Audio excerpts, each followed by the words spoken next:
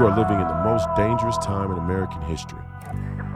We won't take a single back step. Former professional basketball player is now the Republican Party's choice. Can you imagine Royce White, the U.S. Senate?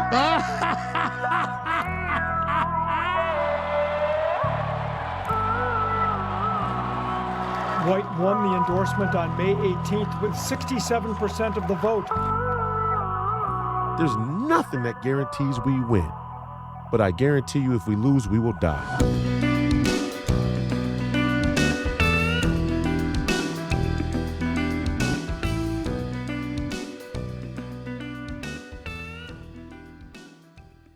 They will send you to prison, or in Trump's case, and I've warned about this, assassination. So I said, if you're not prepared to go to prison, if you're not prepared to sacrifice your life, you're in the wrong line of work. This is all-out political warfare between two sides of the United States that can't stand each other. Each side thinks we're barbarians. We think they've destroyed the country. We think they're dangerous. They think that we're beyond dangerous. In Donald Trump's first 2 weeks in office, he began a program of mass deportations, fired top FBI officials, ended DEI across the government, cut billions of dollars in wasteful spending, laid off tens of thousands of government workers, and ended temporary protected status for hundreds of thousands of illegal aliens. My name is Stephen Edgington, and joining me to discuss the first few weeks of the second Trump administration is Stephen K. Bannon. Are we witnessing a campaign of revenge? A campaign of revenge by the president? I think anything but. Remember, his revenge is going to be the new golden age. I think what you're seeing is a very focused deconstruction of the administrative state and take down the deep state. We call it days of thunder here. And folks should understand that President Trump's political comeback started the day he got back to Mar-a-Lago with the war room and the war room posse and this kind of grassroots effort that turned into the precinct strategy and had his back the whole time. That's the political side, which most people think is everything. But the other side was these public intellectuals, America First Party Institute under Brooks Rollins and Stephen Miller, America First Law under Miller, Center for Renewing America under Russ Vought, the infamous Project 2025. But that was to look at verticals of everything we wanted to accomplish, drill deep into policy, and to start to put together teams. Remember, we can hit the deck plates running with 4,000. There's 4,000 people to control a government that is about 10 million employees. That's 2.5 million civilian bureaucrats, 2.5 million military, about 5 million contractors at some sort of executive level. So it's about 10 million that controls a budget of $6.5 trillion a year in assets of, I don't know, 75, 80 trillion. So it's massive. And they've been working for years. And now you're seeing the days of thunder. Every day there's, 5 executive orders, 10 more executive actions, legislation that's started or signed, all types of other activity, everything from freeing hostages to freeing the guys who are down in Venezuela, the people that went down there to try to free the people in Venezuela. So everything across the board. So it's not revenge, it's really setting things right. The American people kind of demanded this, they voted for it, and they're getting it. What I find incredible is the lack of opposition in the last 2 weeks. What happened to the resistance?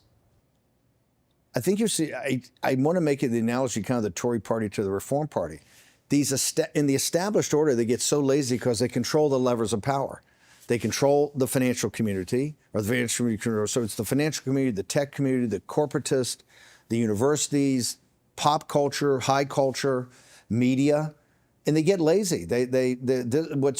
I am not shocked. I am surprised at how quickly the ideas are evaporating. What I mean by that, when you say no resistance, let's break it down in pieces. Number one, in the confirmation hearings, and we just had Tulsi and Bobby Kennedy approved, which they said was never going to happen. After we got Pete Hegseth approved, they said it was never going to happen. If you go back and your audience looks at the confirmation hearings, Marco Rubio is laying out the end of the post-war international rules-based order. Pete Hegseth talking about a revolution in military affairs. Russ Vought and really Scott Bessent are talking about a new economic model for the United States based on external revenue. Look at this thing, what we call the golden door, the golden market. huge ideas put out on this Trump revolution, what he calls a revolution of common sense, there's no pushback. There's people going after the personal shortcomings or foibles of these individuals, but there's no pushback, virtually no pushback on the ideas, and ideas have consequences. Then if you look at the resistance in the streets, a lot of this, remember, it's how it's financed. This is why USAID is so important. So we're choking down and cutting off the oxygen because this hasn't really been financed by a lot of private groups. That money's all been slush fund through the government. So when you talk about resistance at every level, they've been shattered. They've been shattered from their financing sources. The media is kind of is just almost like a puppy now because their audience has collapsed. And one of the reasons their audience collapsed, they lied to them the entire time about how they were going to win. So at every level where there would be resistance, there's just been an absolute collapse. On top of that, the Democrats, because as I've been saying for a long time, they're ruled kind of from this octogenarian group. Those people refuse to turn over power. The committee heads, they had a protest yesterday, and the committee heads of the Democrats are all, white guys in their 70s and their 80s that don't even, can't communicate with a young audience. So no, it's been shattered. It will come back as it thinks through, but the resistance to Trump 2.0 has been less than the resistance of the Tories to Nigel Reform Party, and that's kind of hard to believe since it looks like there's been almost no resistance to that. So you are where you are, and I think my theory of the case of flood the zone and give them all pedal, no brake. It's just attack, attack, attack, keep driving it, flood the zone, overwhelm them. It gets to be a psychological thing. They don't even know what to choose and picking. You see it by the coverage. They're overwhelmed.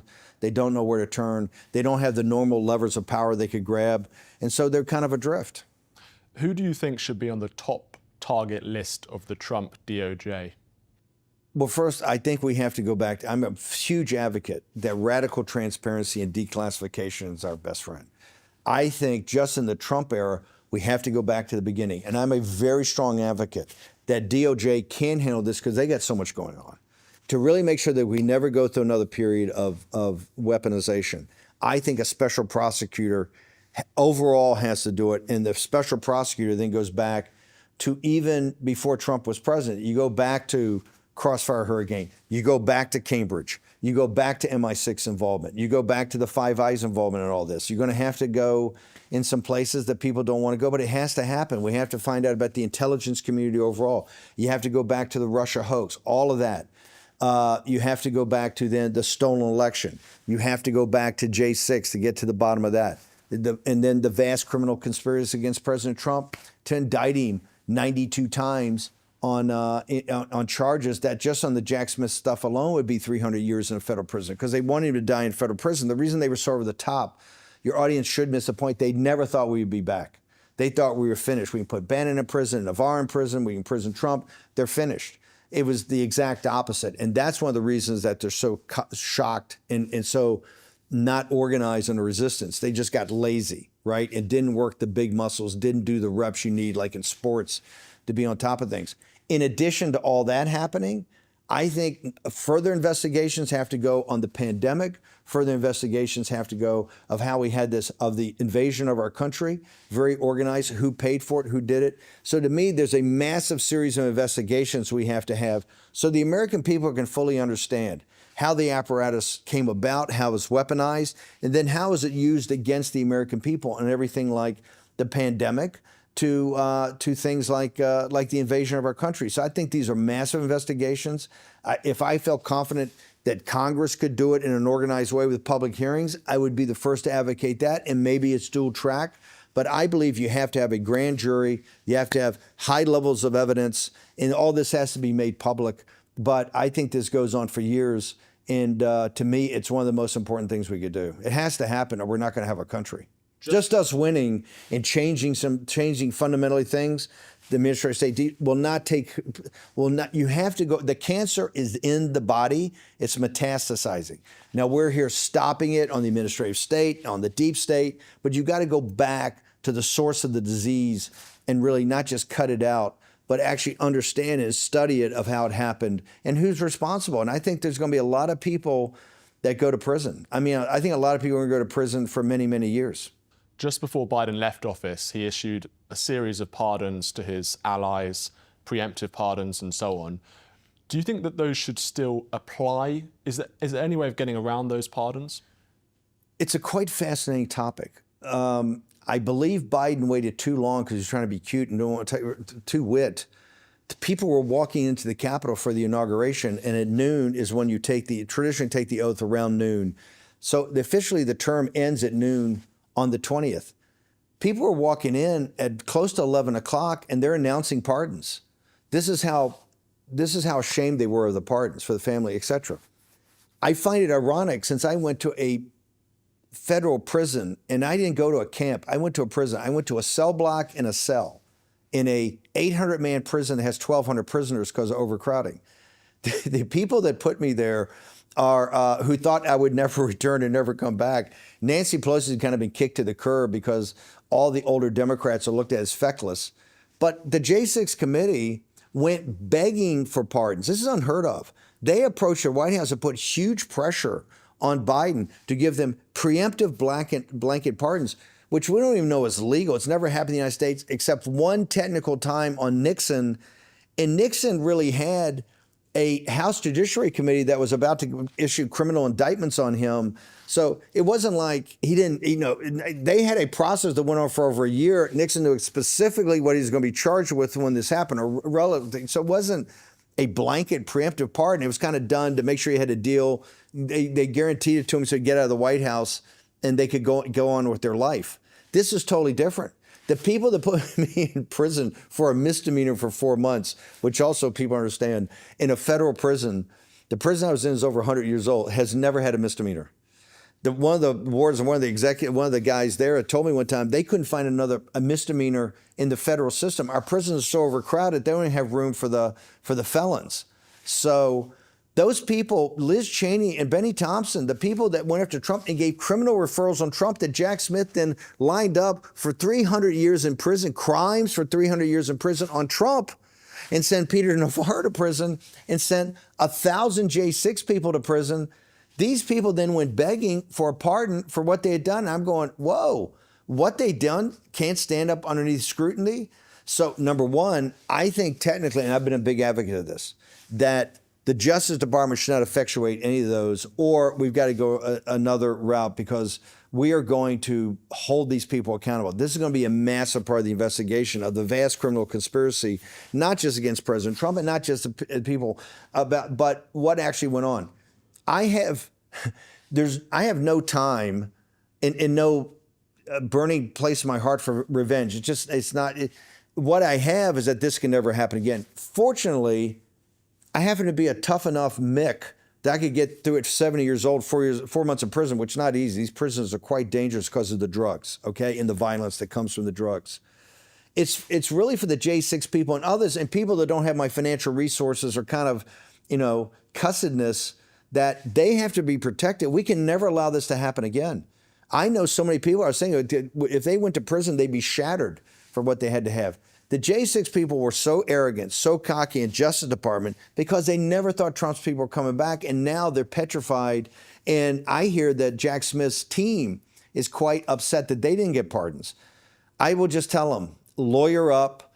You might want to check countries that don't have treaties with the United States, right? You might want to look at living the rest of your life there because investigations are going to happen. We cannot, and President Trump has no time for this. He's doing his thing, but there are people around him. And you can already see with the people going to the Justice Department, Emil Bovey has just been a superstar over the last 3. He's the number 3 guy.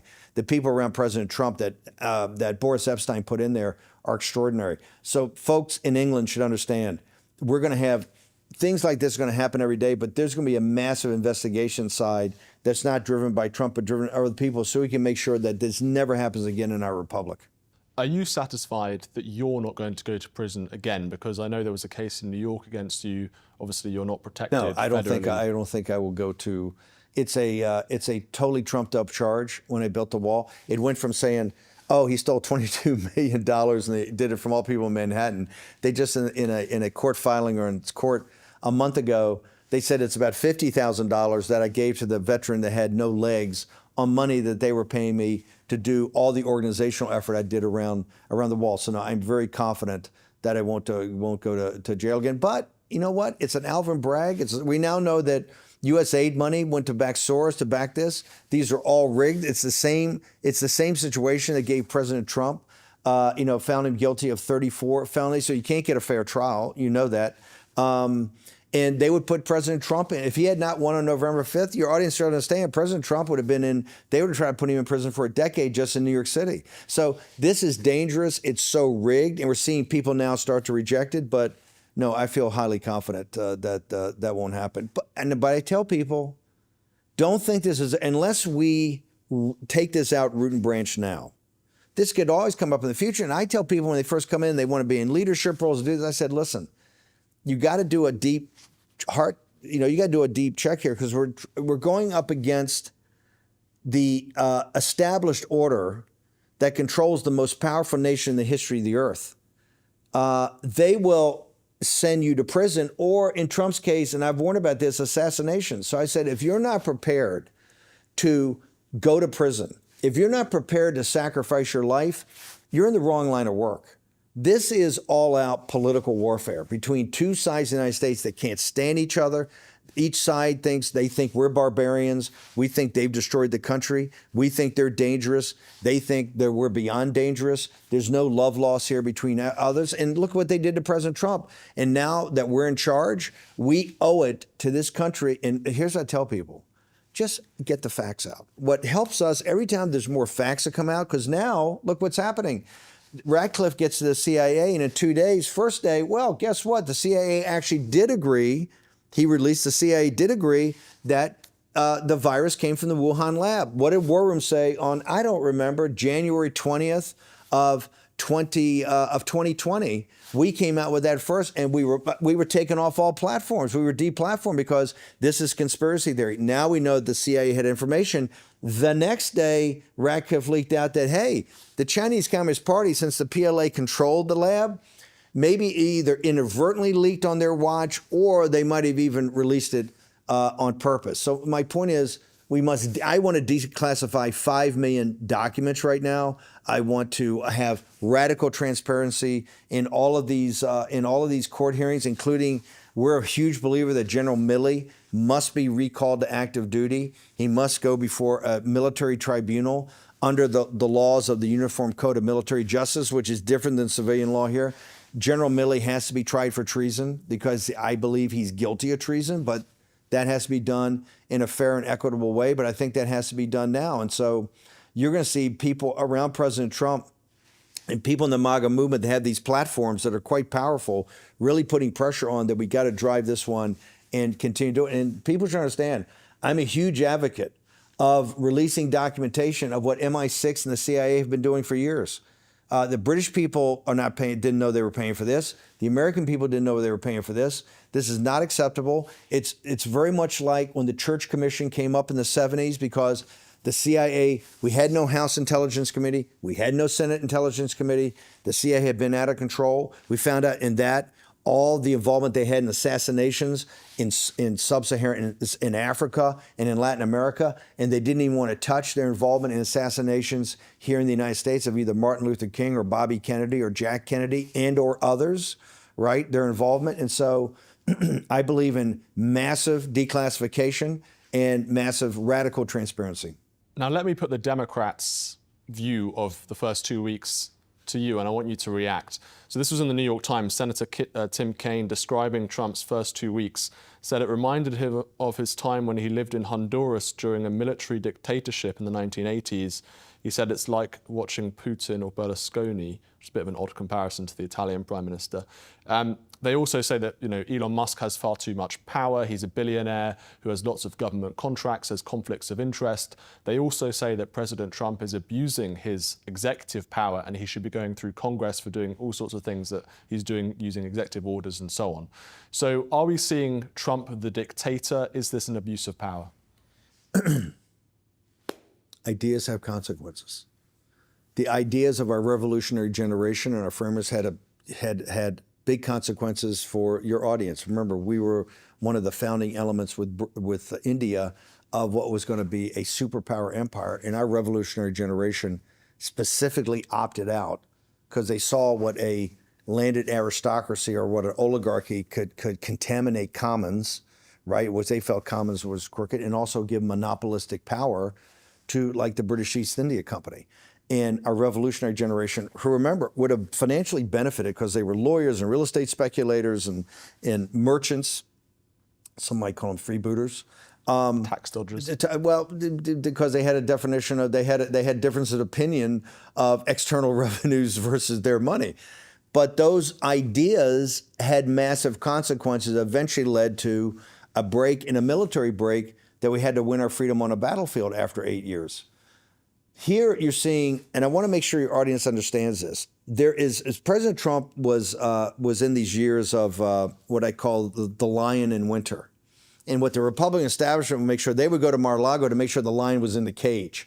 We were sitting there going, hey, we're working every day on the political side at the grassroots level and also helping guide these institutions that are doing the hard work of policy and building teams and networks to make sure that when he returns, because he's thought this through a lot, that we have muzzle velocity to drive this through and accomplish what we want to accomplish that we authority to in the first time. One of these is a big idea. It's called the unitary theory of the executive. Now, before Dick Cheney got into things with Congress and President Trump thinks quite different. And this is where you see Russ Vought and Mike Davis and Mark Paoletta and others that are some of the lawyers and the constitutional lawyers involved in this. The unitary theory says by our Constitution, the president has three roles as defined. Number one, he's the chief executive officer of the U.S. government. Number two, he's the commander-in-chief of the uniformed services, the military. And the third, which I never want to talk about, he's the chief magistrate and chief law enforcement officer of the government.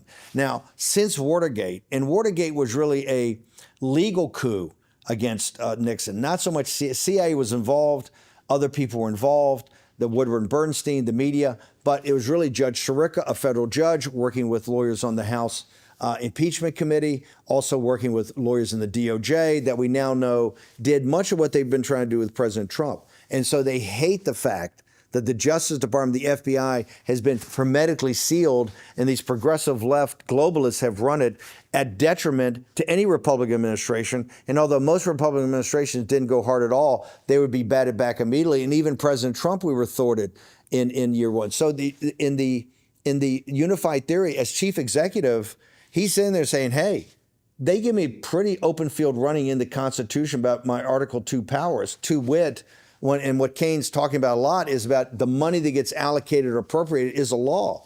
But for instance, if there's $300 billion in a green, he calls it a green new scam that's still there and a law has been passed, and he thinks that they can show that it hasn't been used properly or it's unspent, he believes that the Constitution says the appropriation is a ceiling, and he has the ability to go back and redirect it. He also thinks he has the ability with Elon Musk as an outside advisor when they highlight something like USAID and say this is really a CIA cutout. It's the money's supposed to be for development, helping people, philanthropy. We actually know it's a CIA cutout, and it's been funding, as we showed on War Room, it's been funding the invasion through the NGOs, the invasion on the southern border. Oh, by the way, it's also been funding all types of media suppression and online suppression to suppress the MAGA movement and President Trump's followers in the United States, including deplatforming people like my show. Then he feels that he can say, hey, I'm going to zero this out and Congress has got to catch up with me. On the military side, he feels, hey, I can send Pete Hegseth to the border, my Secretary of Defense, to the border with 1,500 troops to protect the national security, right? And I can do that, and I will do it. He also says, hey, I can recall Milley back to uniform and have him put on trial for treason. On the other side, he's saying, hey, the FBI, I can redo the FBI, I can restructure the Justice Department, and you're not going to stop me, right? Because I am the chief executive, I'm president of the United States. This is why Kane and these elite globalists are in shock. I mean, your first question about they're not ready, this is kind of their bleeding right now. They're writing op-eds in the Wall Street Journal, they're writing op-eds in the New York Times. I got a news flash for them. Op-eds in the New York Times and the Wall Street Journal are not going to hack it. If that's what you're going to bring, you're bringing a knife to a gunfight. okay? Because this is a confrontation. This is what I'm saying, Days of Thunder. President Trump is, over this whole vertical, is hitting them every day with 10, 15, 20 executive actions and executive orders. I feel we have the best handle on it. And I tell guys, there's a dozen things we can't even cover today because we got to focus on the 3 or 4 most major ones. So this is a direct confrontation. Heads up to folks in England. If you are to ever take your country back, your first step was Brexit. But if you're ever to take your country back because you saw with the established order, because I sat with Theresa May's and this crowd when they came over, they saw Brexit as a problem and they didn't want to deal with it. You then saw Boris Johnson, that his idea was to have it as Singapore on the Thames, right? Was to basically do a deal with like the oligarchs in the city of London and the tech oligarchs in Cambridge and have the same problem on a smaller scale of the United States. When the Reform Party and others come together, when you go after to actually try to take the apparatus apart and try to have it respond to the British people, you're going to have, it's going to be a smaller scale, but it'll be just as intense. Your day's coming. Either that, you'll never get your freedom back. And you're seeing right here, it's going to get ugly. And I can understand why Kane and those guys think it is an authoritarian thing. My point is, you're taking us to court.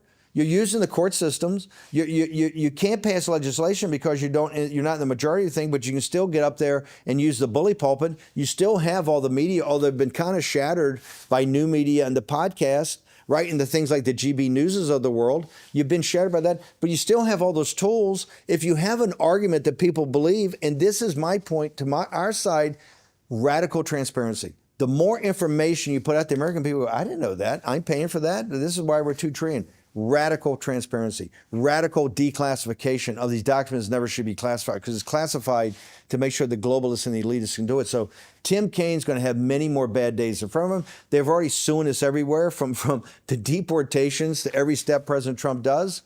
They're trying to stop it. We're powering through it. And here's what's so great is President Trump is so kowtowed. The Republican establishment's kowtowing to them. And so that now you're seeing him as a man in full. He is full on and everything's a jackhammer and there's no resistance on our side, which there traditionally was. To wit, some of the guys on the internet have been saying, hey, House Freedom Caucus, the feckless nature of the limited government conservatives, House Freedom Caucus, they went after USAID for 10 years and never got anything. I said, guys, Eli Crane, Matt Gaetz, these guys would say in the middle of the night in these heated debates with the appropriations committees, and we would do it, we would cover it live, and we'd have thousands of people watching it. They put the case for it that we're putting today that Elon Musk is using to say this has to be shut down. And the Republicans, it wouldn't even get to the vote of the Democrats. The Republican establishment by 2/3, 1/3 would say, no, we're going to do it. The controlled opposition, just like the Tories, would go along to get along. That is changing. President Trump has them so shocked that right now they're totally quiet and letting President Trump do what he has to do. There's a famous clip of you describing conservatives in a very rude way, using very rude words. It's not rude. It begins with P, but we won't. No, it's pusillanimous. Listen, for your audience, you guys know this in England. Your country didn't get all screwed up because the conservatives were in power for 12 years. Good God, you had the Tories. Look what happened. Look on immigration. Look at all the money you put into Ukraine. Everything that could have been done, particularly after Brexit, to basically make Britain great again, to make the United Kingdom great, to reinvest money, to make sure that right now, because financially, economically, outside of kind of the city of London and Greater London, because it is a little bit of Thames on the Thames at Singapore and the Thames. The rest of the hinterland's kind of a third world country. And look at economics; it's not right. You could have redone that. You had conservative government, and this is why I say it's not Republicans or Democrats. It's not Tories or Labor. It's not conservatives or liberals or progressives. Those are all old that misdirected. It is populist nationalists that believe in the citizens of the country and the country itself. And what they must focus on is what's best for the country and what's best for the citizens of the country. Or you have these elite globalists. And they're saying you have nothing more than a hammered down version in your country and if you don't thwart that and toss it. And I said conservatives in our country are pussies. They've gone along for this forever. We didn't get in this situation. They were controlled opposition. Remember, since Nixon's timer since Lyndon Johnson. We've controlled the White House more times. We've controlled the legislation more times. How did we get to $36 trillion in debt? How did we get to $2 trillion deficits every year? How did we end up spending trillions of dollars in Afghanistan and Iraq? It just wasn't all progressive Democrats. The quote unquote Republican Party, the established order, had most to do with this. Well, Reagan famously gave amnesty to illegal migrants, and I think you could very much criticize him and Nixon as well for not reversing the LBJ. Let's he's a perfect example that you bring this up. The two things that happened for Reagan, I want to be specific about this, on Middle East wars and immigration. He was sold a whole package that everything that was going to be done and we would never have this problem again in the late 1980s by Ted Kennedy and guys in his own party. There will be absolute border security. The border will be secured. This will never happen again. It was terrible it happened. And if you do this, and it's like 3 million people overall, this will never happen again. They lied to him. What they did is the amnesty first, and they never did the enforcement. This shows you the capitalist and the political class they want to invade everywhere and invite everybody in. For the capitalist, right, the business community in Wall Street, of course they want as much illegal alien as possible. It drives down wages among unskilled workers. This is why all of our visa programs are all funny. We have no really legitimate immigration in this country. It's all a con to get cheap labor in here to compete against American citizens. President Reagan, and I think he said later he would have never done the deal. The people around him said, hey, you got hoodwinked, and he wasn't happy about it because they were committed people on the Republican side that were done. They never enforced anything. Also, about involvement in Mideast wars, remember, the Tehran or the Persians gave over our hostages, which is a young naval officer in the workup. I'd been in the Persian Gulf, in the North Arabian Sea, in the carrier battle groups, preparing for the Carter invasion, right? I wasn't there when the invasion took place, but the invasion was a debacle. And as a young naval officer in the training, I could tell you it was not going to turn out well because the plan itself was kind of half-baked. You never saw Reagan press that after those hostages came home. And when he was talked into putting troops into Beirut, they got blown up in the biggest terrorist attack we'd had till 9/11, the Beirut massacre. And he told Capricorn, get him out of here. I'm focused on the evil empire. I got to stay focused on the evil empire. So it shows you the apparatus, and particularly the Bush faction that was in, the globalist faction that was in and poisoned, particularly the latter years of President Reagan, about how insidious they are and what they will do once they get their control of power.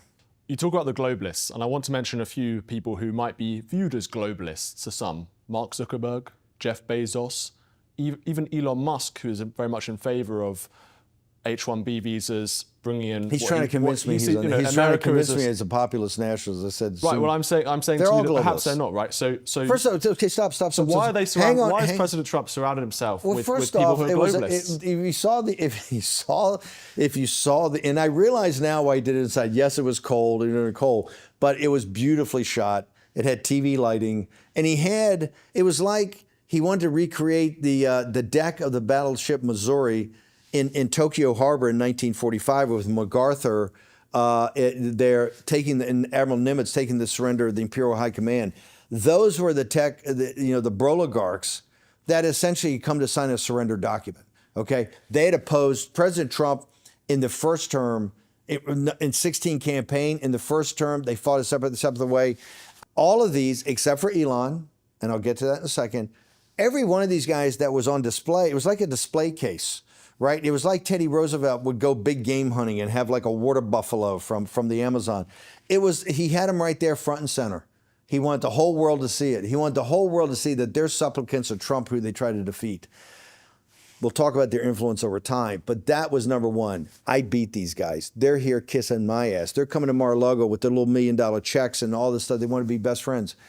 For your audience, their Damascene moment was about 11 o'clock on the evening, Eastern Standard Time, on the evening of 5 November when Pennsylvania went. When Pennsylvania went and Trump won the presidency, all these guys were on the road to Damascus. They all realized they really weren't progressive Democrats that were in partnership to suppress the MAGA movement and suppress either debank it, deplatform it, you figure it out. They were actually populist nationalists. They had the revelation, and they couldn't wait to get to Mar-a-Lago. The key thing, and this is how good President Trump is psychologically. He's playing at a different level than everybody else. When he had Zuckerberg come down, because Zuckerberg's the most afraid because he sees Bannon on the show every day. He's a criminal. We got to try him. Zuckerberg goes down. It's a whole new look. He's broed out. He's cut. He's in a T-shirt. He's got this like wig on his weird hair. It's not the weird nerd you saw before. He's like a weirder UFC nerd. He puts a UFC guy on his board. He's broing out going to these fights. He's trying to be like a guy, right? It's still Zuckerberg, the nerd, but he's trying to be a guy. He goes down and gives the check. Trump does what Trump does best. He lets the guy go out and says, hey, Trump invited me to the inauguration and I'm going. Once that hit, there was a floodgate. You saw every corporate CEO and all these tech bros. They said, I better get to Mar-a-Lago and pay homage, right, and try to get to the inauguration. President Trump played it particularly. But these people are all progressive Democrats. They're all globalists. They're all oligarchs, and they're techno-feudalists because they don't really believe in the democratic process, okay? These guys are all the wealthiest guys in the world. They're quite dangerous, and I think it's all got to be broken up by, I'm a neo-Brandesian when it comes to antitrust here, that I'm not as worried about the consumer prices and that, which is obviously a concern. I'm concerned about concentrations of power. Particularly concentration of power where you combine private power with governmental power. I think that's really... Isn't that Elon Musk, private power and government power? And that's the concerns that people have raised. I think in Musk's case, it's quite... Listen, I've been the biggest critic of Elon Musk, but I've also been his biggest supporter. And I know people don't see the support side. Number one, and this is his engineering mind at work, because he is an engineer. In my interactions with him, he doesn't think like other people. He comes at everything in a mathematical and engineering. He came up and backed our play. And folks got to understand, and this is very important in British politics, is that the pressure around Trump is always to moderate. The pressure on Trump is not to be the savage. The pressure on Trump is not to be like we like him, right? Don't give two Fs, let's just roll, because that's what the people want. And it's always this thing, the biggest thing they try getting to moderate on is to go after the mythic suburban woman. If you just tone it down, there's a whole group of mythic suburban women out there that are going to come your way. And I say that's ridiculous. We have the MAGA, the Make America Healthy Again moms, but they're the cutting edge of a new political movement. That's not the traditional suburban mom. Elon Musk understood that this theory of the case, that you had this MAGA movement and this election would be a MAGA plus. That you had the MAGA base that had President Trump's back, plus you had low information, low propensity voters that were out there in the hinterland, but you got to go dig those out, and they will vote for Trump. And the other plus was that you had a little bit of these tech bros that could come along, right? They don't bring a lot of votes, but it's a lot of media attention. And you had the Make America Healthy Again mothers. Those mothers that have been awakened or red-pilled, mainly Obama voters, that have been red-pilled during the pandemic, and now are at the cutting edge of this kind of, anti-Department of Health, anti-Fauci group that we could get. He backed that play, and how did he back that play? He put $250 million cash money in 5 months. When people talk about the United States and about the amount of billionaires putting in money, always remember, when you talk about the Adelsons putting 100 million, or some people putting 100 million, that's normally over a cycle. That's a 4-year cycle. Elon Musk wrote $250 million worth of checks in 5 months to back the ground game, not fancy commercials, but really the ground game. All that professional layer you had to put in on the self-organizing effort, plus the data. And it's what I think, no doubt, was a massive part of the, not just taking the presidency, but also holding the House and taking the Senate, and particularly piercing the blue wall. And Elon, when he went on stage all the time, was also all the time talking about the precinct strategy, talking about canvassing, talking about get out the vote, talking about those nuts and bolt things about how Trump wins. Number two, I've been kind of the father of this concept of deconstructing the administrative state. I came up in 2017 and said, we have to take out this bureaucracy. Later, I saw how the deep state part of it tried to destroy Trump, and I said, this thing's got to go. DOGE coming in is kind of what you need. We have an official government part of that, the Office of Management and Budget, but they're kind of limited in their impact of what someone like Elon can bring, plus the engineering expertise, and that's what he's done. What he's done so far, he's doing a line diagram on literally the U.S. government, which surprisingly, it's quite complicated to know how it works. His whole memo from OMB, the OMB memo, was to find out where in this vast system the cash is. And we know this $5 trillion going out. And now we realize it's in every house district, it's Meals on Wheels, it's Head Start, it's after school programs, it's Medicaid, it's everywhere. His second part, and this is where it got even more controversial, is he said, hey, that's where the money is. I have to be where the checks are written, where it comes from a authorization of Congress to actually Treasury sending the cash into your account. That's what, over the weekend, he's basically got a team in there. Now, Scott Bess, I know very well, saying they have read-only ability. They don't have the ability to really stop checks. They don't have the ability to actually redo checks. But he's adding benefit to the fact of USAID, which is so controversial. It's $50 billion a year. So it's huge in the grand scheme of cutting a deficit. It's not going to solve our problem. But he identified that, and he worked with people to actually shut it down and freeze and make sure nobody could get into the building until they figure it out. So President Trump has this authorization in the Constitution. If the Democrats don't think so, go to court. They've already gone to court, and we'll see how these lawsuits play out. And Elon is an advisor and a consultant.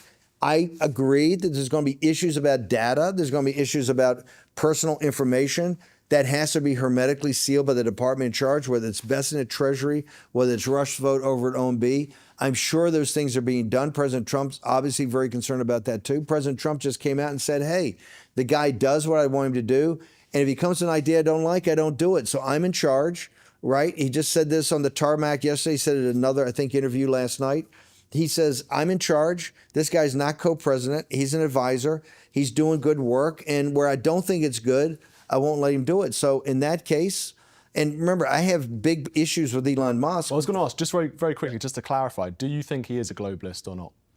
Oh, he's definitely a globalist, no doubt. There's no doubt he's a globalist. So he's trying to persuade you otherwise, you said?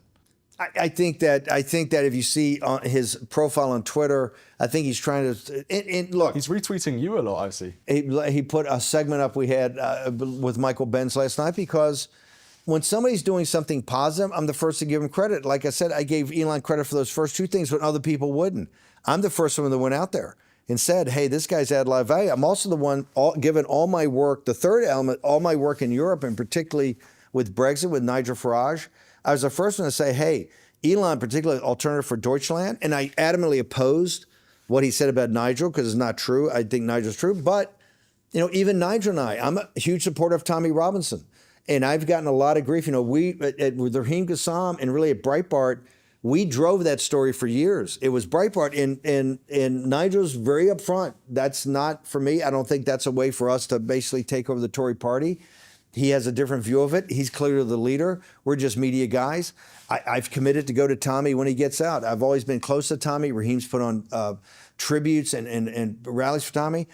Tommy's got some rough edges, right? No doubt about it. But the fight that he had at its core was to tell a truth that we had to face, particularly about certain elements of radical Islam and certain elements about Islamic society that just can't be tamped down. He did it. Now, what I didn't like is Elon, to get away from the conversation he was losing here on HB1 visas and people saying, hey, I thought you were a nationalist, now I see you're a globalist. He went there and tried to blow up Nigel. But my guidance to Europe is the following. This guy has the two tactical nuclear weapons of modern politics. He has unlimited money. And when I say unlimited money, he is a guy that could write a $250 million check in 5 months and it doesn't affect his lifestyle, okay? I don't know of anybody else in the world that could do that. Number two, he has a powerful social media platform and he can bind what he binds and he can loose what he looses. He can put you up and make you a rock star, or he can bury you in the basement, because he's not a free speech absolutist at all. He can bury you in the basement, never to be seen again. There's not a centrist or center-left government in all the continent that could withstand the onslaught of an Elon Musk that backed a populist party. And I think you're going to see, we're going to have a first test with Alternative for Deutschland. I think you're going to see it. But the people in the United Kingdom and people in the continent ought to know that I believe this guy's going to be in your life and you're going to have to deal with it. Now, here we're having a big fight with him about this. It's not just about H-1B visas. It's about the central beating heart of the economic model of the apartheid state of Silicon Valley, which is American labor is too expensive, right? American labor is not compliant. They got an attitude because they're Americans, right? And they're citizens. So we want labor, particularly algorithmic companies, which most of these are, labor's the whole cost. So we want labor that costs 50% less, and we want labor that's totally compliant to these outrageous demands we make of the length of time they work and what they have to do. And the way they do that is by importing not more skilled labor. That's the lie. It's not even as skilled. Lower skilled tech workers that come in and undercut the American labor, and they do this across the board. This is not about bringing this is not bringing Einsteins in. We have a program to bring Einsteins in. We brought in 1,200 German rocket scientists post-war up into the Mercury program, of tens, if not hundreds of thousands of engineers that were working in those programs, and we brought 1,200. There's room in the United States to bring in the best if you have to bring, although I disagree with that. I think that makes us an imperial power. I want the best to go back to their homes and make their own countries get great again, and we will work with them on that. But even in the regard that you have to have the Einsteins, there's ways to do it and cut out all these scams on the visa situation. Well, I'm sure Elon would support the rocket scientists. I want to ask one more question about the US, or couple more questions about the US, then we'll move on to Britain. So Vivek tweeted over Christmas, Vivek Ramaswamy, for far too long, at least since the 1990s and probably longer, our American culture has valued mediocrity over excellence. The best engineers will not be produced by a culture that favours the jock over the valedictorian or the prom queen over the math Olympiad champion. What's happened to Vivek? Was he right about American culture? He went into the witness protection program after that. I don't believe he tweeted for 30 days after that. It went radio silent. Look, it's incredibly offensive. We pride ourselves to be the country of the right stuff, that kind of undefinable grit, determination, courage that gets things done. We're not a mediocre culture or society. We've gone through some speed bumps because of the woke nature of what happened and kind of these globalists trying to suppress really the backbone of the country, of every ethnicity and race we've got, this kind of grit and determination of the American working man and woman. I think Vivek exposed himself for a lot of what he really believes. It was not well received among MAGA, and he went into kind of the witness protection program. He got terminated at DOGE. I think also for other reasons besides that. I think there was some, Elon's not looking for a co-star.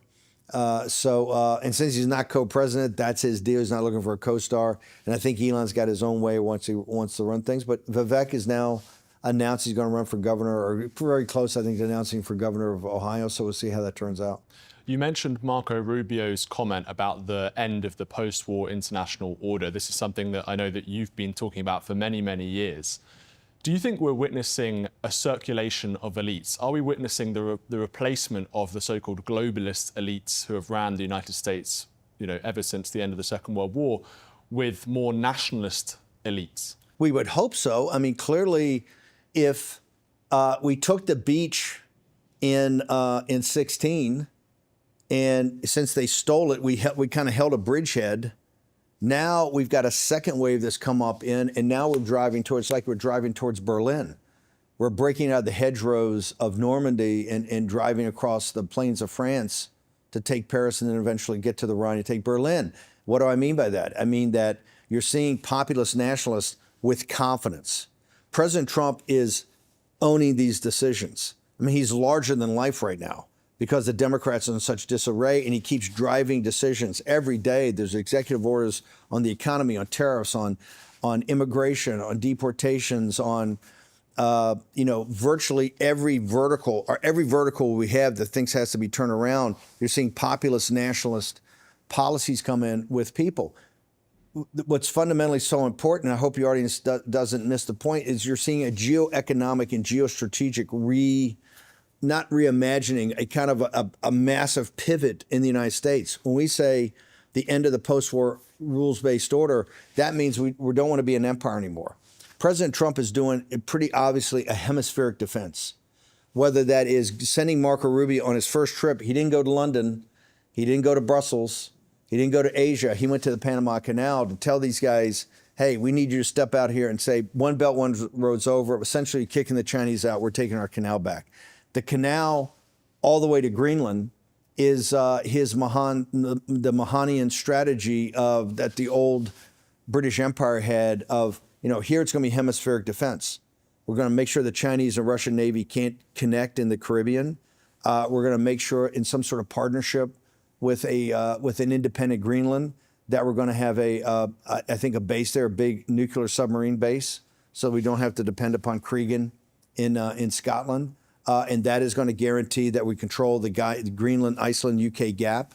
And so Soviet submarines, fast attack and boomer, just can't come down from Murmansk or Archangel and come down and just get off the waters of the United States. We're also going to make sure in that we're positioned for the new great game of the 21st century. Britain and Russia fought the great game for 100 years in Afghanistan and Persia about war mortar port for the Russian Empire and for the defense of India, British India. The Arctic's the new great game, and it's a great power struggle. You've got the Chinese Communist Party's already up there, the KGB and the Russians already up there, the United States is going to be up there, and I think with Canada as a partner, but based off of Greenland. So you're seeing a Monroe doctrine to look at our hemispheric defense. He's even talking about putting in some sort of iron dome that might secure it. Now, the technology of that and the cost of it still be determined. But if you look at that, coupled with trade and how he's looking at our market as a premium market, he's sending a very strong signal that the years of us spending hundreds of billions of dollars around the rim of the Eurasian landmass may be over. We will pick and choose those things we get involved with, right? And I think that's a very strong signal. One of the big signals, and this comes with the Ukraine and the coming negotiations, I think he's telling NATO and the countries of the continent and the United Kingdom, the Russian army is kind of your problem. We're a naval power and the Russian Navy is our problem, and we're going to bottle it up in the Arctic. Or if it's not bottled up, we'll track it, submarine to submarine. So we feel confident we got it.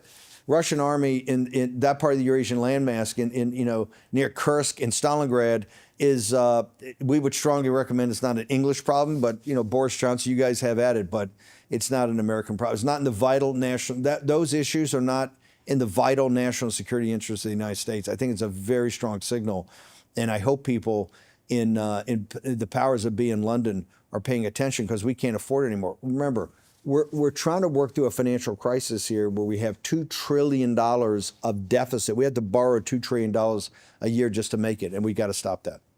This doesn't look like isolationism. This looks like something else. And it's interesting, in his inaugural address, he talked about manifest destiny.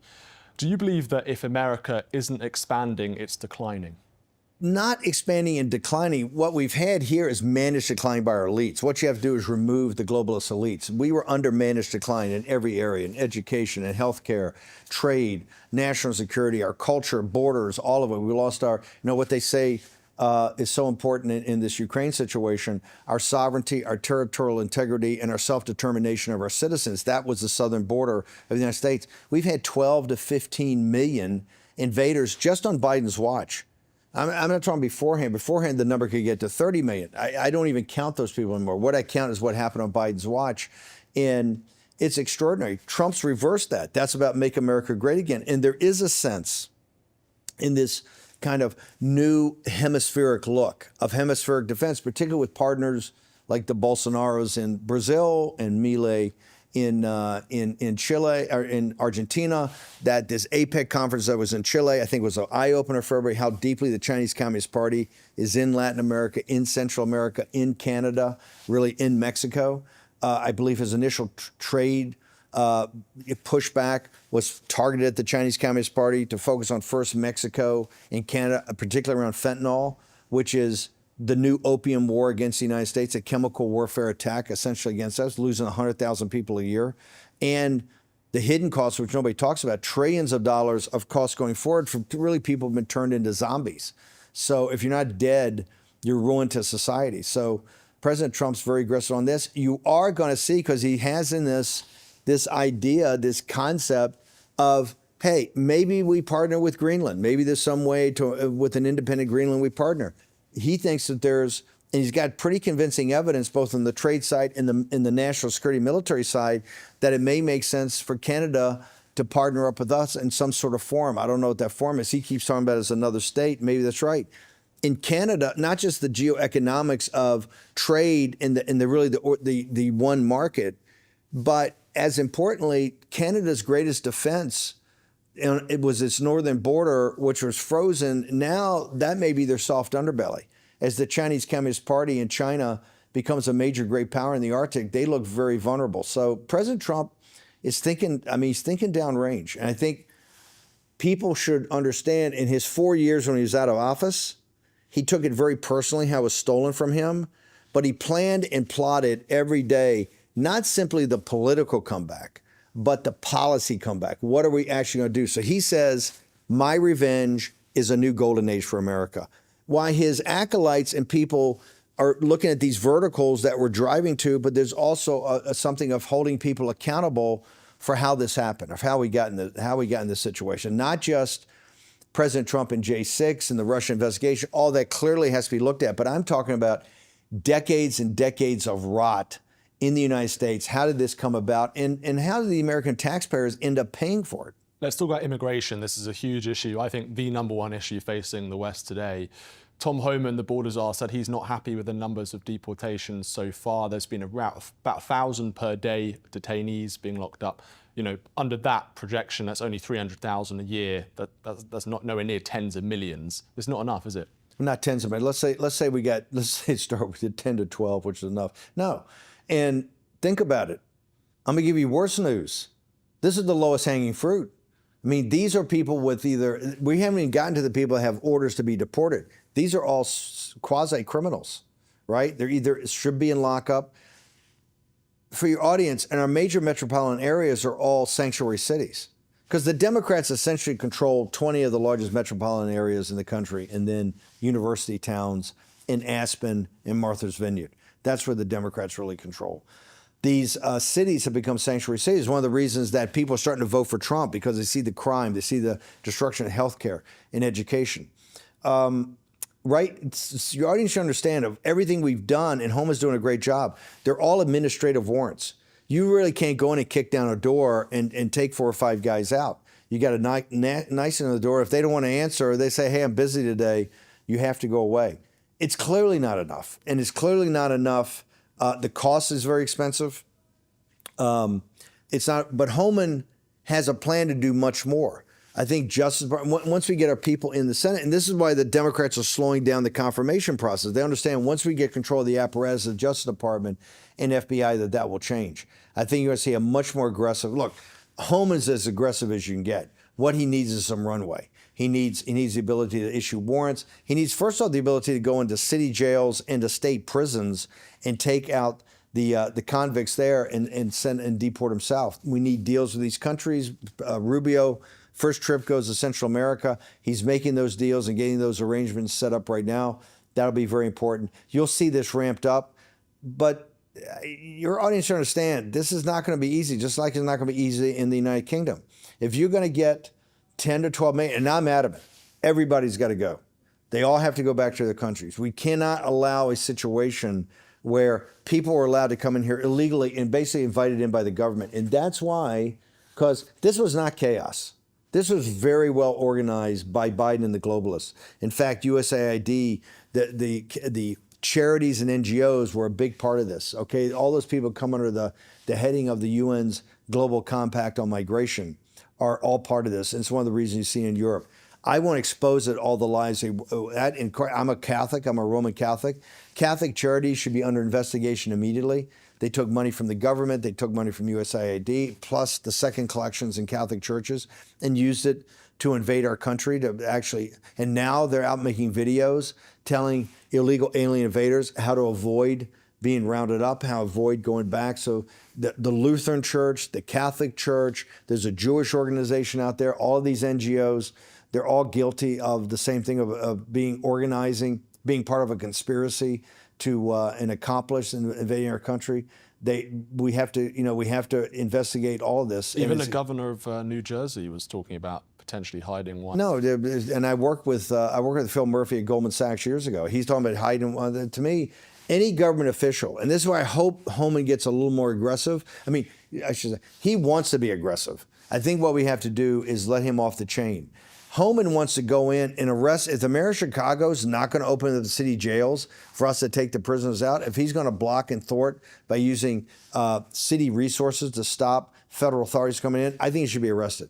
If Pritzker, the big talking governor of Illinois, who's running for president, is going to use this as his platform, if he's sitting there saying that he's going to thwart every effort of the federal government to go to the prisons and take the prisoners out that should be deported, or to stop people that have orders, have already been ordered by, because over 1.1 million have already have deportation orders signed by a judge.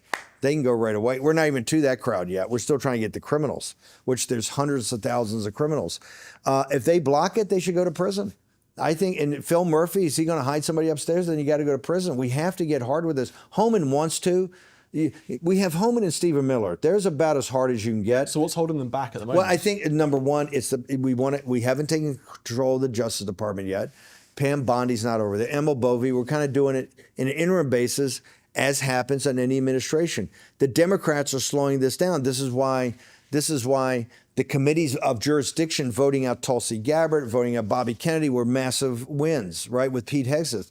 They've been holding these things up, dragging their heel. Pam Bondi was voted on Monday night. She's just getting to the Justice Department. I think you're going to see a whole different sea change, but she's got another 15 people that also have to be Senate confirmed. Of the 4,000 that you get to come in and run the government, 3,000 just need a security clearance basically, and they can start work tomorrow. The 1,000, and this is at the senior level, or all the key alphabet agencies, all have to go through Senate confirmation. When our government was set up, the House of Representatives was set up like Commons. The Senate was set up like the House of Lords. And what they thought was very important, since we didn't have a landed aristocracy, they wanted, and the Senate at the time was not directly elected by the people, so there's another safeguard against pure democracy. They wanted the Senate to be the Human Resources Department. They only gave the Senate two really official roles. You approve every treaty, and we don't want a lot of treaties, but if there's a treaty like in the war, I guess we want the Senate by 2/3 have to approve it, number one. Number two, you're the Human Resources Department. Every major cabinet official and underneath, and ambassador, and U.S. attorney, all have to be confirmed by the U.S. Senate. That is a massive amount of people. That's what always slows these administrations down, particularly when you got the clock of the first 100 days. And remember, Trump's got about 100 days and then maybe 6 months until they gang up on him and try to slow this down. And people know this. So the lever that the Democrats use the most is slowing down the confirmation of judges, of U.S. attorneys, of ambassadors, all of it. So it's a tough battle. This is why we work 24/7. And quite frankly, our show, The War Room, one of our stocks in trade is supporting confirmation areas. We got Pete Hegseth over the top when there was an hour there on a Thursday about a month ago that Hegseth was about to be kicked to the curb, and Ron DeSantis is going to be brought in. And our audience said, no way. We do what we call fixed bandnets, just flood the zone with tens of thousands of calls, emails, text messages.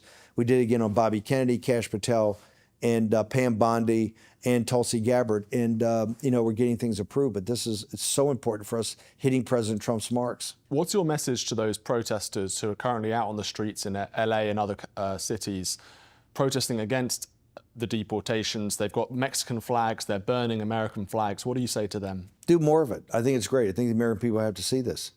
Number one, I'm all for protests. I think protests it's a kind of an American tradition. As I remember in the Revolution, I think it's how we kicked off the Revolution, right? I'm a huge believer in it. But obviously you gotta, there are constraints you have to have on it. But I also think it shows you who people are. The protests in particularly in Southern California, is who's organizing it, and it's virulently anti-American.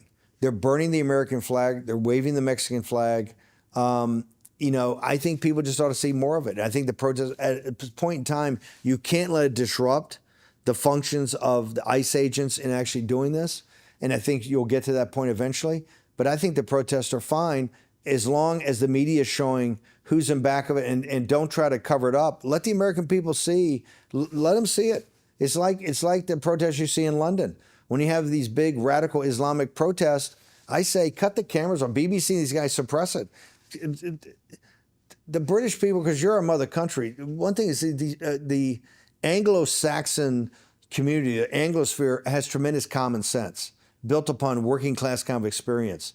I'm always, like in Brexit or anything, this is what Churchill, on really backing Churchill's play with the same people that have backed, the same groups that backed Brexit, working class people in Midlands. The more information they have, the common sense kicks in, the kind of weigh and measure. This is my point. I want radical transparency. I want transparency who's in back of these protests. I don't have a problem with the protests. If they come and try to stop ICE, then something's got to be done about it. But we tried to show as much of the protests today as we possibly could, because I want our audience to understand what's going on. Particularly, they're waving Mexican flags and they're burning American flags. I don't know if these are the best. The people are not. They're not sending their best, right? Let's talk about Britain. Should Britain expect tariffs from President Trump? I think it depends. It depends on. Look. When Theresa May and the team came over, I think in February of 17, the first group we really had over in an organized way, I offered to sit in a room and cut a trade deal. I said, look, I'll sit here every day. I got to step out for other things, but we'll sit here 30 days and we'll have an amazing trade deal, this reciprocity. To say I got blown off is, they had no interest. Nah, don't want to do it. And I was thinking, I said, wow. These guys, they looked at Brexit as a problem and they didn't want to deal with it. A deal with the United States would have gone so far, but they didn't want to deal with it. Look, there's a very special relationship between our countries. There just is, right? There's a very strong bond between our two countries. One, obviously in the founding of the country, and we broke off, but there's still a deep bond underneath that. There's a deep bond for the 20th century, World War I, World War II, all the movies and the culture and just what people, what they think of the two cultures in the society and people that got to know each other. Then in the Cold War, you stood shoulder to shoulder. Then when President Reagan, our country got way off track. He came back, and Margaret Thatcher virtually at the same time, and was a great partner in taking down the evil empire, the great third victory of this alliance. So there's a deep bond there, and I'm sure President Trump understands that. I mean, look at how much time he spent in Scotland building those golf courses. He has a deep love. His mother comes from Scotland. He reveres his mother, right? He reveres his mother. This is why he's so drawn to Scotland. This guy is, holds England up as very special, in a very special relationship. I'm sure something would be worked out. Now, he's a tough deal guy, and he's going to cut tough deals. And I think like all of us, he's kind of a little bit shocked of Sir Starmer and others that it seems like your financial neck, since the bond market turfed out Liz Truss, and it didn't give Rishi Sunak, it kind of turfed him out too. You're still going. I believe you're kind of in a financial crisis, and one of the reasons you have a financial crisis is that your revenues from taxes, which are very highly taxed, don't come close to paying for your expenses. You don't have the luxury we have of being the prime reserve currency. That makes a huge difference. There's huge obligations going on for that. You actually passed the baton to that after the destruction on the British Empire and the British people of two brutal world wars where you were at the tip of the spear taking casualties. So we kind of took it over from the pound. And it's tough, but you don't have that luxury. And what shocks me, and this gets back to the Ukraine situation, I just don't know what your leaders, the math they look at must not be the math that I look at. And I was the first American. My brother, Larry Kudlow, came out and said how Liz Truss's plan was so great. And I said at the beginning, this is financial suicide because she's not laying out the numbers. You can't go back to the Reagan play. You can't have a pro-growth supply side cut unless in today's world you lay out the math and say, here's exactly what we're doing. Here's what the cut does. Here's the industry is going to go to. Here's our projection, how you turn it around. When they were sitting there weeks and weeks, I'd sit on the show and go, I don't think it's the way the world works. And I keep telling people, the bond market has taken out more governments than the howitzer, okay? And in here, over the last year, the French assembly turfed out because of finance and trying to lay the cost of all this green madness on working class people. The Germans essentially turfed out for economics. The British, two governments, and I think a third on the ropes because of economics. The Canadians for economics, Biden really for economics. The G7, because we're too highly levered, and for too long, we haven't really taxed, and particularly here, haven't cut expenses and taxed the wealthy.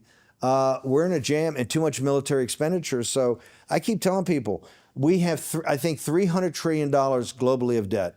If you add it all up, households, students, little businesses, big businesses, local governments, your waterworks, schools, regional governments, national governments, international organizations. I think if you roll it all up, somebody says like 300 trillion, we're going to have the world's biggest margin call. And when we have that, it's going to be hell to pay. And so I tell everybody now, you better get in there. You better get serious about really husbanding resources, cutting expenditures, and figuring out what you can do on the revenue side.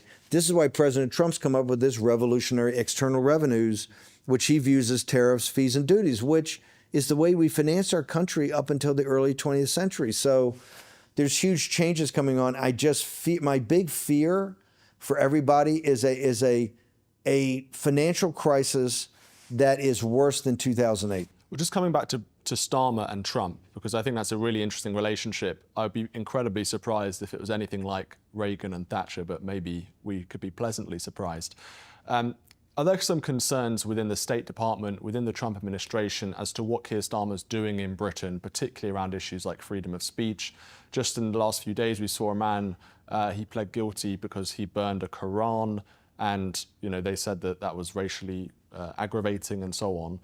Is there concerns within the Trump administration that Starmer isn't taking freedom of speech seriously as one issue, or in other domestic policies where the Trump team are thinking this is crazy?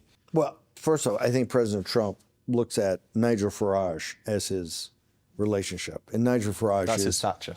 Yeah, exactly. I think that's his stature. And I'm not trying to chop block Sir Starmer, is that I don't think it's a good signal, and President Trump has not said this to me, but on our show with Raheem, we're stunned that you can send Lord Mandelson. If you want to have a great relationship, I think I could probably come up with 20 people that I would pick to come over here that were not Lord Mandelson. And that is because of the horrible things he said about President Trump in the past, which he meant it, because he never thought Trump was coming back. So that's when you really say what you feel.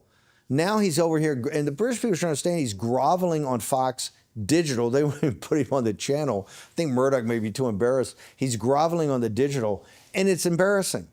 Oh, that was a different time. I didn't know what I was doing. He's just groveling to try to get it. I think it's a terrible pick as ambassador. I think it sends a totally wrong signal to MAGA, because this guy stands for everything. He's against everything we've ever stood for. I just think it's a horrible, horrible symbol. And that, to me, is looked at as an action. President Trump is a people person. And I can see him and the prime minister getting along. I know he's excited about it.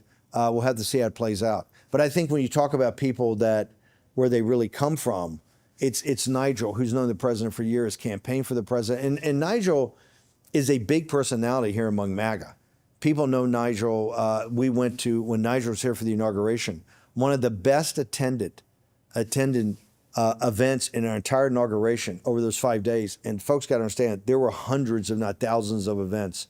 One of the best attended by power players was the one that was put on for Nigel. That's how highly he's regarded in the United States, because like Churchill went all over the country and gave lectures in those years in the wilderness. Nigel's been over here. He's gone to the small communities. He's done as many talks at small events and small venues as probably done in the Midlands. I mean, he's spent a lot of time over here talking to people, and people see a kindred soul. Remember, back to 16, which we were working so hard on Breitbart London with Raheem Kassam, and Raheem was actually working with Nigel at that time.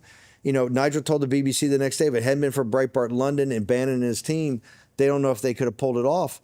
I saw Brexit then as the predicate. That's when I told people, I said, we got this. If we can execute, and this is two months before I was brought into the campaign. One of the reasons I was brought into the campaign was just the thing that, yeah, Bannon was the guy that was on that Brexit thing. It's kind of similar. So there's many similarities of what's going on. I think now you've really got to execute on Brexit. That's why I think the man in the moment in Nigel Farage is starting to meet. So David Lammy, the Foreign Secretary, he is here in DC this week meeting with Marco Rubio.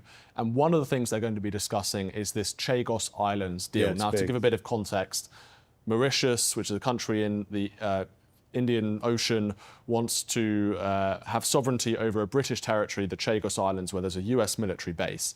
And there's this deal which Keir Starmer looks like he's going to sign, in which Britain hands over potentially £18 billion to give them sovereignty over our territory with a US military base on. Would you advise President Trump to veto this deal? It's a non-starter. I'm probably the only person you're going to interview that was supposed to dock there, and actually we had to get to the North Arabian Sea, so we just went by. Diego Garcia is a central asset. Back when I was there, I think it was still a British base. It is a central asset in the overall geostrategic outlook of the Indian Ocean strategy in the Pacific, what they call, Indo-Pacific Com.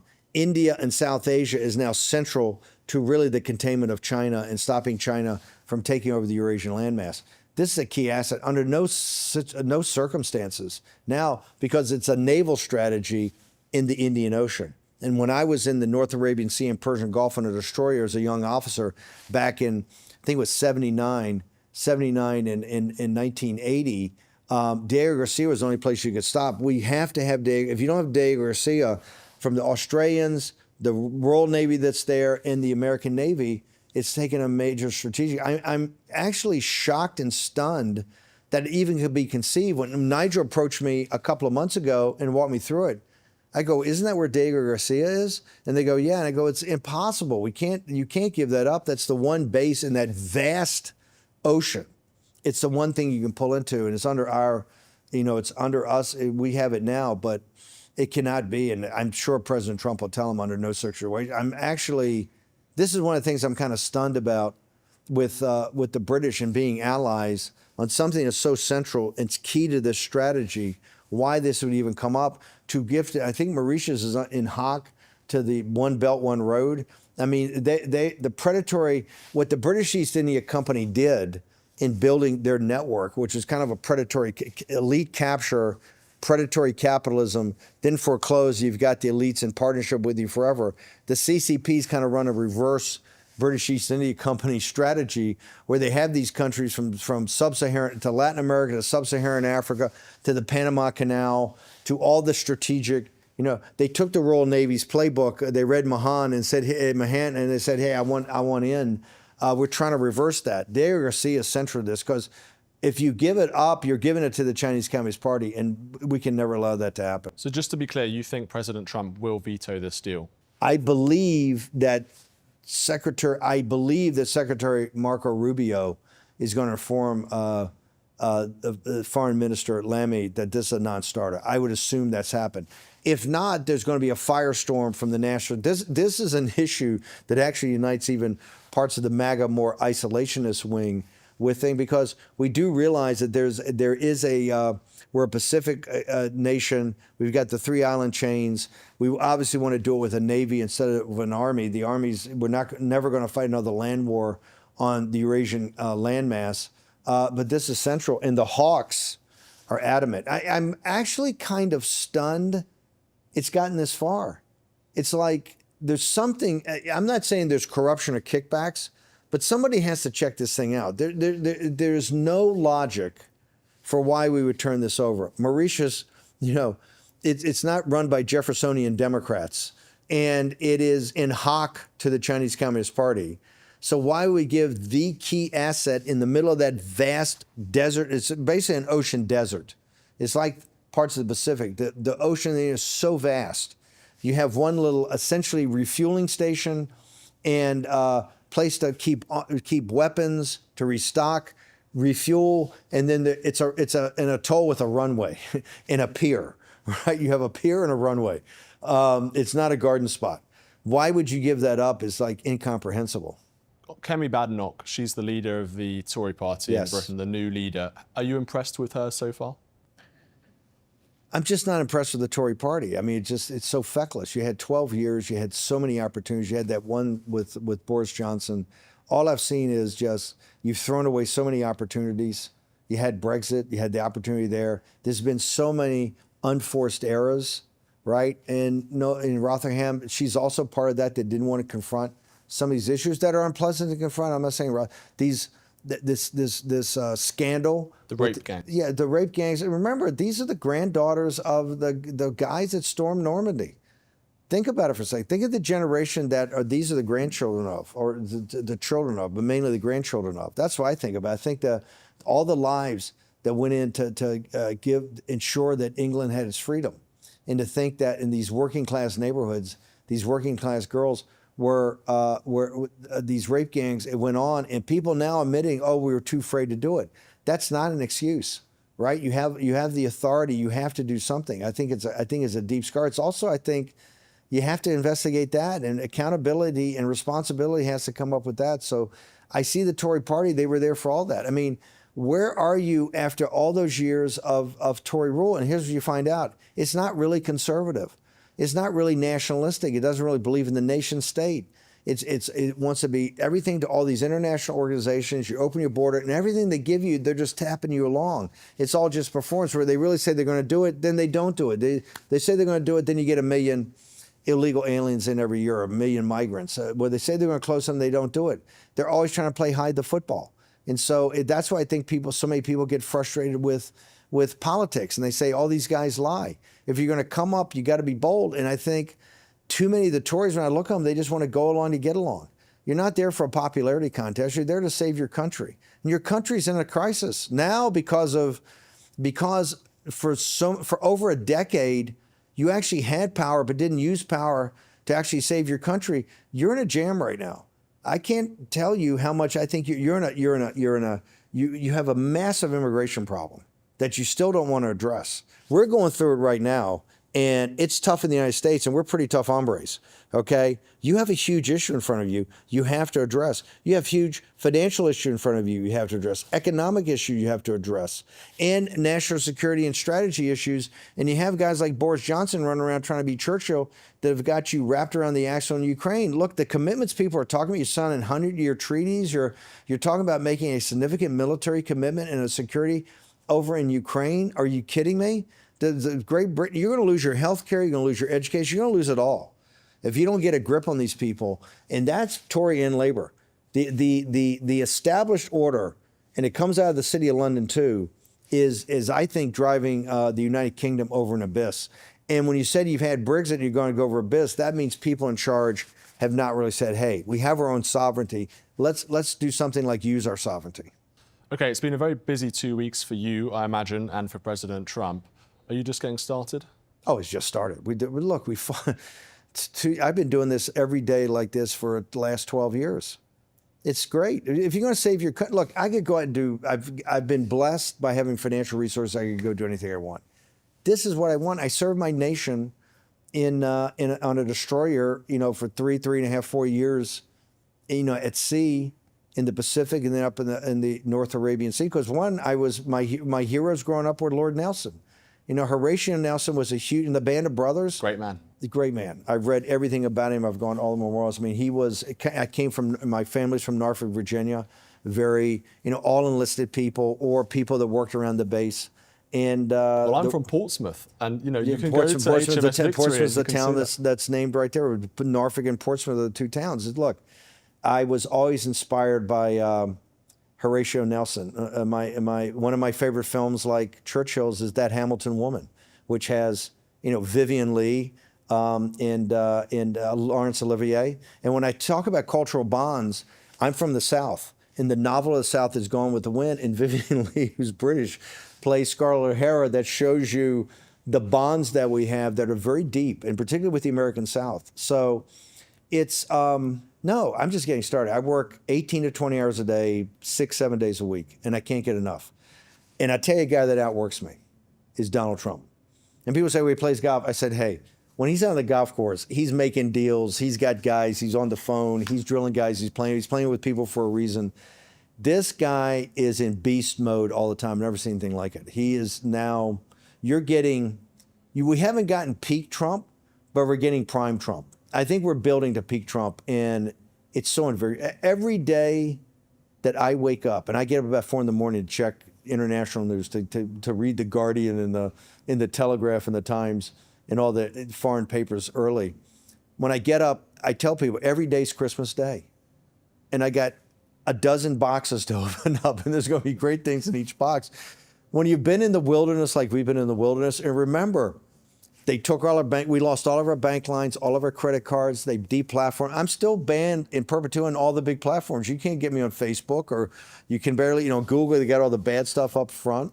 Facebook, Twitter, Instagram, TikTok, we're banned on all of them. And but it's great. We were so, and President Trump, he was debanked, credit cards cut off, Melania, all of it, because they thought we were out of power and they're all going to put us in prison so we don't have to deal with these people. It's the greatest, President Trump led the greatest comeback, not just in American history, he led the greatest comeback in all political history, if you read history. And the people around him that have been not just loyal to him personally, but loyal to this cause, understand that the American people responded to it, people throughout the world have responded to it, and you're just seeing the beginning of it. We're at the top, in baseball terms, we're at the top of the first inning. We got a long game ahead of us, and it's going to be a fight, tough fight. I tell people this. At the inauguration, I said, don't come here just to party and think that this is it. This is the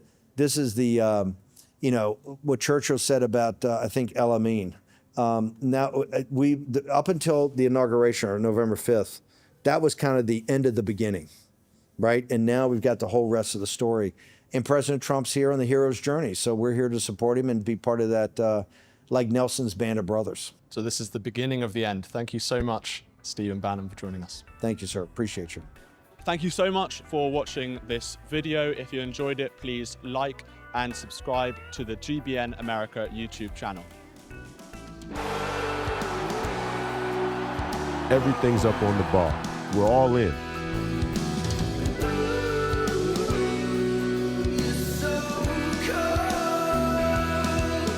We get to decide. Do you want to live on your knees, or do you want to die on your feet fighting? That's the decision you get to make now.